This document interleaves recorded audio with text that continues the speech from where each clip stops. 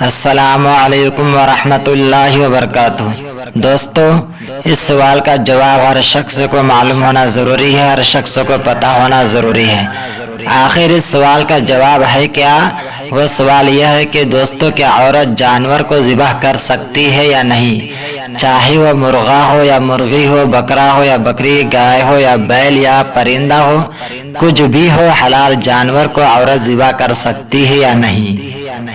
کیا اسلام میں عورتوں کو جانور ذبح کرنا جائز ہے یا نہیں؟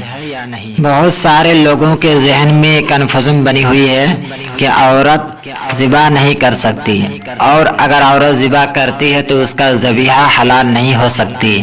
بہت لوگ یہ بھی کہتے ہیں کہ اگر مجبوری کی حالت میں ہے تو تب عورت ذبح کر سکتی ہے۔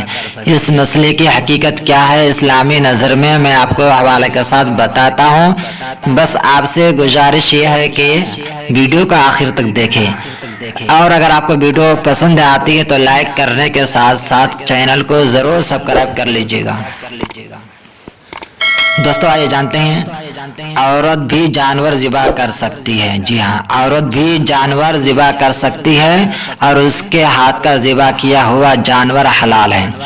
مرد عورت سب اسے کھا سکتے ہیں۔ مشکوٰۃ شریف صفحہ 357 پر بخاری کے حوالے سے اس کے جواز کی صریح حدیث موجود ہے، جس میں ہے کہ رسول اللہ صلی اللہ تعالیٰ علیہ وسلم نے ایک عورت کے ہاتھ کی ذبح کی ہوئی بکری کا گوشت کھانے کی اجازت دی ہے۔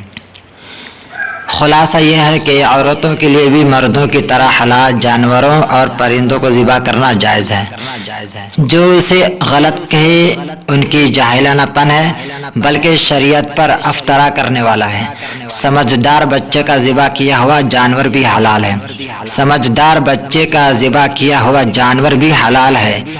نماز روزہ کا پابند نہ ہو، اس کے ہاتھ کا بھی ذبح کیا ہوا جانور حلال ہے۔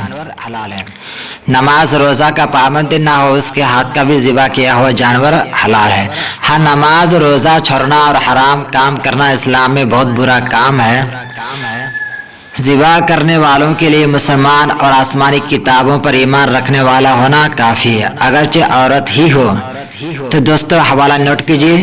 حضور اعلیٰ حضرت رحمۃ اللہ علیہ فرماتے ہیں، ذبح کے لیے دین سماوی شرطیں ہے، اعمال شرطیں ہیں۔ ذبح کے لیے دین سماوی شرط ہے، اعمال نہیں۔ فتویٰ رضویہ جلد 8 صفحہ 333 میں ہے۔ دوستو، السلام علیکم ورحمۃ اللہ وبرکاتہ۔